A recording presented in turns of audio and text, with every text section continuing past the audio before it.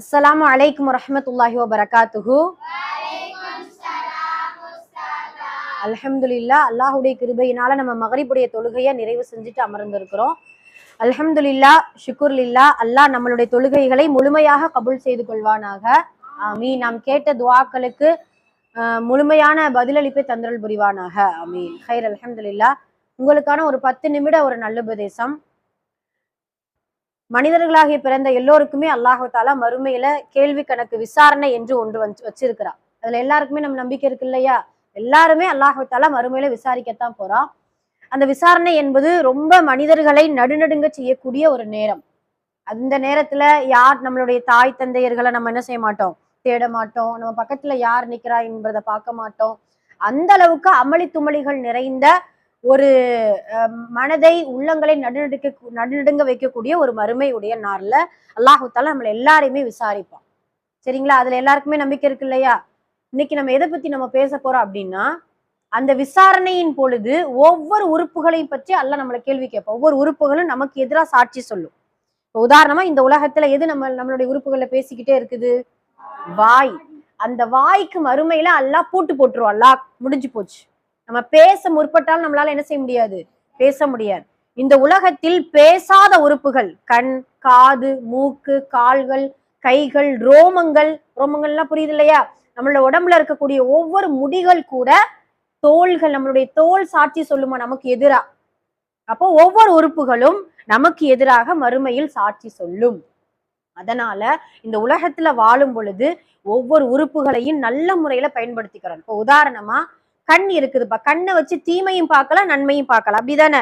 கண்ணை கொண்டு ஏதாவது ஒரு அசிங்கமான வீடியோக்களையோ, அசிங்கமான படங்களையோ, இல்ல வேற ஏதாவது அருவருப்பான விஷயங்களையும் நம்ம பார்க்கலாம். அதே போலத்தான் கண்களை கொண்டு அந்நிய ஆண்களை பார்க்கக்கூடிய சைத்தானுடைய ஊசலாட்டம் இருக்கும் பொழுது அந்நிய ஆண்களை பார்க்கக்கூடிய சூழ்நிலைகள் இருக்கு.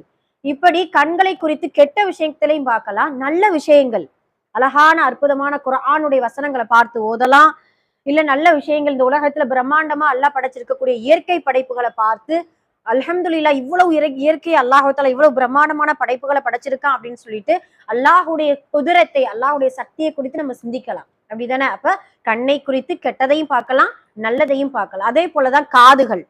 கெட்ட பாடல்களை நம்ம என்ன செய்யலாம்? இசை நமக்கு ஹலாலா ஹராமா? ஹராம் தானே. அதுல எதுவும் சந்தேகம் இருக்கா? இல்லையா? இசை என்று சொன்னால் எல்லாமே நமக்கு இப்போ ரீசெண்டா என்ன சொல்லுவாங்க, இஸ்லாமிய பாடல்கள் தானே, நாங்க இஸ்லாமிய பாடல்களை கேட்கலாம்ல அப்படின்னு சொல்லும் பொழுது அது இசை கருவிகளை கொண்டு அது தயார் செய்யப்பட்ட பாடல்கள் என்றால் நம்ம என்ன செய்யக்கூடாது? கேட்கக்கூடாது. இசை இல்லாம அந்த காலத்துல கவிதைகள் பாடியிருக்கிறாங்க. முஸ்லிம்கள், சஹாபாக்கள் கவிதைகள் பாடியிருக்கிறாங்க. அந்த மாதிரியான கவிதைகளை நம்ம கேட்கலாம். இசைகள் இல்லாத வாசகங்கள் இருக்கக்கூடிய, அதுவும் அல்லாஹ்வுடைய வார்த்தைகளை வேற ஏதாவது மாற்றி இல்லாம நல்ல வசனமா இருக்கக்கூடிய பாடல்களை நம்ம என்ன செய்யலாம்? கேட்டுக்கொள்ளலாம். ஆகுமாக்கப்பட்டதா இசைகள் இல்லாத சாதாரண ஒரு பாடல் வரிகளை, இஸ்லாமிய பாடல் வரிகளை கேட்டுக்கொள்ளலாம். சரி, இப்ப இது எதுக்காக சொல்ல வந்தோம் அப்படின்னா, காது. காதை குறித்து நம்ம என்ன செய்யலாம்? இப்படியும் கேட்டுக்கிறலாம். காதுகளை குறித்து நல்ல விஷயங்களை நம்ம கேட்கலாம், பயான்களை கேட்கலாம், கிராத் சூறாக்களை நம்ம என்ன செய்யலாம்? காதை குறித்து கேட்கலாம். சுப்ஹானல்லாஹ். இப்ப ஒவ்வொரு உறுப்புகளும் நன்மைக்கும் பயன்படுத்தலாம், தீமைக்கும் பயன்படுத்தலாம். அது யாருடைய கையில இருக்குது? நம்மளுடைய கையில இருக்குது. சுப்ஹானல்லாஹ். அப்ப நம்மளுடைய உறுப்புகள் கண், காது, நம்மளுடைய உள்ளம், இந்த உள்ளத்தை குறித்து யாரையாவது கெட்ட எண்ணங்கள் நம்மளுடைய உள்ளத்துல ஸ்டோர் பண்ணி வச்சுக்கிறலாம். இதே உள்ளத்தை குறித்து நல்ல விஷயங்கள் நம்ம என்ன செஞ்சுக்கலாம்? ஸ்டோர் பண்ணி வச்சுக்கிறலாம். அப்ப ஒவ்வொரு உறுப்புகளுக்கும் அல்லாஹு தாலா மறுமையில கேள்வி கேட்டே ஆவான். அப்ப சரி, இந்த உலகத்துல ஷைத்தான் நம்மள ஊசலாட்டம் பண்ண ஷைத்தானை அல்லாஹ் படைச்சு வச்சுட்டான், நல்வழியும் காட்டிட்டான். இப்ப நாம என்ன செய்யறது? அதிகமா ஒரு நாளைக்கு எடுத்துக்கிட்டோம்னா இந்த உறுப்புகளை வச்சு நல்ல விஷயத்த பாக்குறோமா? நல்ல விஷயங்களை நம்ம கேட்கிறோமா? உள்ளத்துல நல்லதை நினைக்கிறோமா? கால்கள் நல்லதை நோக்கி நடக்குதா? கைகள் நல்ல விஷயத்தை பிடிக்குதா? நல்ல விஷயத்திற்கு பயன்படுத்துறோமா? அப்படின்னு சொல்லிட்டு நம்மளை நாமளே சோதிக்கணும். ஒரு கால் என்னால முடியல உஸ்தாத், காலையில எந்திரிச்ச உடனே ஒரு நாளைக்கு சிந்திச்சேன்னா நிறைய வீடியோஸ் பாக்குறேன், நிறைய தேவையில்லாத விஷயங்களை பாக்குறேன், சாங்ஸ் கேட்கிறேன், நிறைய என்னுடைய ஷைத்தானுடைய ஊசலாட்டத்துக்கு நான் அடிக்ட் ஆகிட்டேன், நான் என்ன செய்யறது அப்படின்ட்டு உங்களுக்கு ஒரு சந்தேகம் வருது அப்படின்னா, ரசூல் ஸல்லல்லாஹு அலைஹி வஸல்லம் அவர்கள் அதுக்கான சொல்யூஷனை சொல்லி கொடுக்குறாங்க. நீங்க இப்படி வழி தவறும் பொழுது வழி பெறலாம இருக்க நிறைய ஒரு பிடிப்புகள், நிறைய வழிமுறைகள், நிறைய துவாக்கள் நம்மளிடத்துல இருக்குது, ஒரு ஆயுதமா இருக்குது. சரிங்களா? அந்த துவாவை கூட நம்ம என்ன செய்யலாம், நம்மளுடைய வழி தவறுல இருந்து நம்மளை பாதுகாத்துக்கிறலாம். ரசூல் ஸல்லல்லாஹு அலைஹி வஸல்லம் அவர்கள் ஏதாவது கண்ணுக்கான ஒரு கண்ணுல எல்லா உறுப்புகளுக்கான பொது துவா ஒண்ணு சொல்லி கொடுத்திருக்கிறாங்க. நம்ம அடிக்கடி நம்ம மகரிப்புடைய தொழுகைக்கு பின்னாடி நம்ம ஓதுறோம். ஆனா எதுக்கு ஓதுறோம்னு தெரியாமயே நம்ம என்ன செஞ்சுட்டு இருக்கோம், ஓதிக்கிட்டே இருக்கோம். ஒரு நாளைக்கு நீங்க இந்த துவாவை, நீங்க ஏதாவது கெட்ட விஷயத்த ஏதாவது பார்க்க தோணும் பொழுது இந்த துவாவை ஓதி பாருங்க. கண்டிப்பா இதுல இருந்து நமக்கு ஒரு பாதுகாப்பு கிடைக்கும். அந்த துவா தான் அல்லாஹும்ம இன்னா நஊது பிக்க மின் ஷர்ரி சம்இ மின் ஷர்ரி பஸரி மின் ஷர்ரி லிசானி மின் ஷர்ரி கல்பி மின் ஷர்ரி மனியி. யா அல்லாஹ், என்னுடைய பார்வையை, என்னுடைய செவிப்புலனை, என்னுடைய பார்வையை, என்னுடைய நாவை, என்னுடைய கல்பை, என்னுடைய மறைவிடத்தை, மறைவிடத்தின் தீங்கை விட்டும், இவை அனைத்து உறுப்புகளின் தீங்கை விட்டும் உன்னிடத்தில் நான் பாதுகாவல் தேடுகிறேன். அழகான துவா. இந்த துவா எதுக்கு ஓதுறோங்கிறது இவ்வளவு நாளா தெரிஞ்சுச்சா? அப்ப என்ன செய்யணும் அப்படின்னா, ஏதாவது நீங்க வெளியில போகும் பொழுது, ஸ்கூலுக்கு போகும் பொழுது, ஏதாவது கெட்ட விஷயத்த பார்க்கும் பொழுது, சிந்திக்கும் பொழுது இந்த துவாவை ஓதுங்க. நம்மளாம் அடிக்கடி நான்லாம் இந்த துவா ஓதிக்கிறோம். அல்லாஹும்ம இன்னா நஊது பிக்க மின் ஷர்ரி சம்இ. யா அல்லாஹ், எப்படி அந்த துவா ஆரம்பிக்கும்? யா அல்லாஹ், நிச்சயமாக நான் என்னுடைய பார்வையின் தீங்கை விட்டும், என் செவியின் தீங்கை விட்டும், என் நாவின் தீங்கை விட்டும், என் உள்ளத்தின் தீங்கை விட்டும், என் மறைவிடத்தின் தீங்கை விட்டும் உன்னிடம் பாதுகாவல் தேடுகிறேன். இந்த துவா ஆகுமா? அழகான ஒரு துவா தானே? இன்ஷா அல்லாஹ் இந்த துவாவை கண்டிப்பா எல்லாருமே அந்தந்த சிச்சுவேஷன்ல நிறைய ஓதிக்கோங்க. சரிங்களா?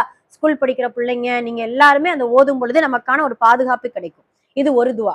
ரெண்டாவது துவா, ஷைத்தானை விட ரொம்ப அதிகமா வழிகெடுக்கிறது எது தெரியுமா? இந்த உலகத்துல இப்படி நம்ம சிந்திச்சு பார்ப்போமே, ஷைத்தானே அல்லாஹ் படைக்கல அப்படின்னாலுமே நம்ம வழிகட்டு போவோம். எதனால தெரியுமா? நஃப்ஸ். ஷைத்தானே கெடுத்தது யாராம்? நஃப்ஸ். நஃப்ஸ் எங்க இருக்கு?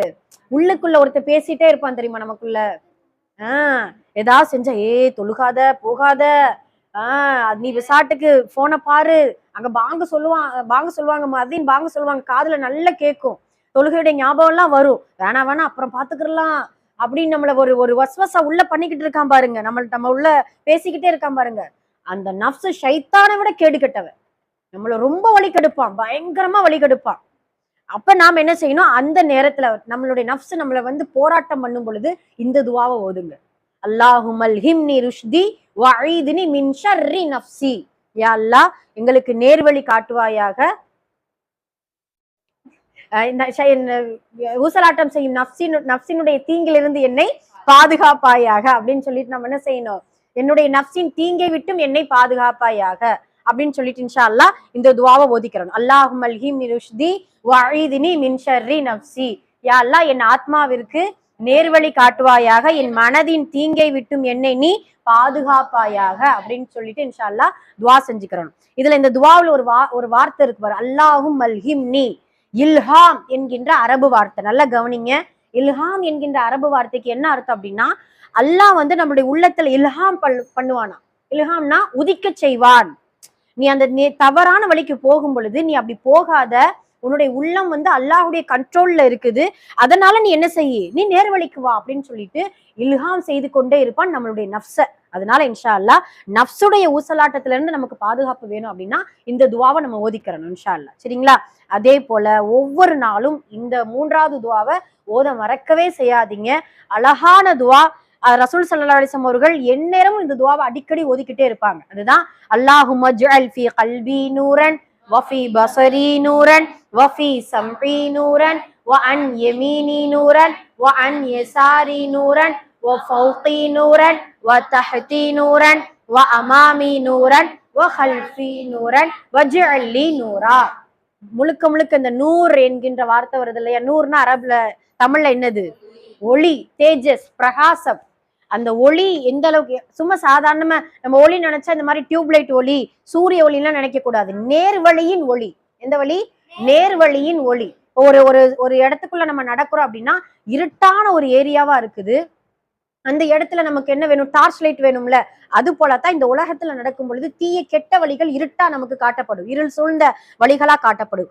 அந்த வழிக்கு நமக்கான டார்ச் லைட் என்ன அப்படின்னா, நம்மளுடைய இறையச்சம், நம்மளுடைய ஈமான், நம்மளுடைய நஃப்ஸினுடைய ஊசலாட்டம் இல்லாமல் இருப்பது, இது எல்லாமே நமக்கான டார்ச் லைட். அதனாலதான் ஒவ்வொரு உறுப்புக்கும் முன்னாடி பின்னாடி அந்த அழகான துவாவுடைய பொருள் தெரியும் இல்லையா? யா அல்லாஹ் என் இதயத்தில் ஒளியை ஏற்படுத்துவாயாக, என் பார்வையில் ஒளியை ஏற்படுத்துவாயாக, என் செவியிலும் ஒளியை ஏற்படுத்துவாயாக, என் வலப்பக்கத்திலும் ஒளியை ஏற்படுத்துவாயாக, என் இடப்பக்கத்திலும் ஒளியை ஏற்படுத்துவாயாக, எனக்கு மேலையும் ஒளியை ஏற்படுத்துவாயாக, எனக்கு கீழேயும் ஒளியை ஏற்படுத்துவாயாக, எனக்கு முன்னாலும் ஒளியை ஏற்படுத்துவாயாக, எனக்கு பின்னாலும் ஒளியை ஏற்படுத்துவாயாக, எனக்கு எல்லா செயலும்.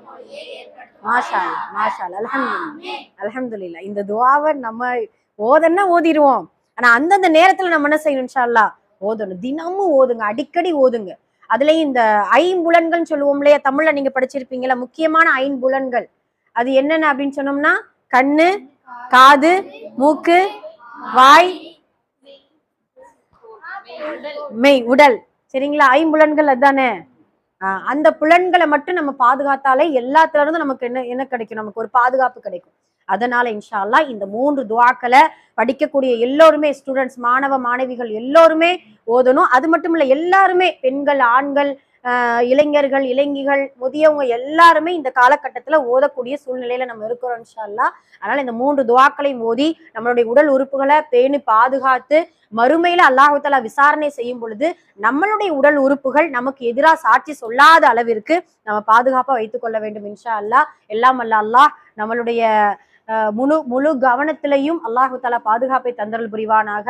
மறுமையில் அவன் கேட்கக்கூடிய விசாரணைக்கு நல்ல முறையில் பதிலளிக்கக்கூடிய பாக்கியத்தையும் தந்தரல் புரிவானாக. ஆமீன். அகூலு கௌலி ஹாதா அஸ்தக்ஃபிருல்லாஹ் லனா வ லக்கும் வ ஆகிரு தஅவானா அல்ஹம்துலில்லாஹி ரப்பில் ஆலமீன். அஸ்ஸலாமு அலைக்கும் வ ரஹ்மத்துல்லாஹி வ பரகாத்துஹு. வ அலைக்கும் அஸ்ஸலாம்.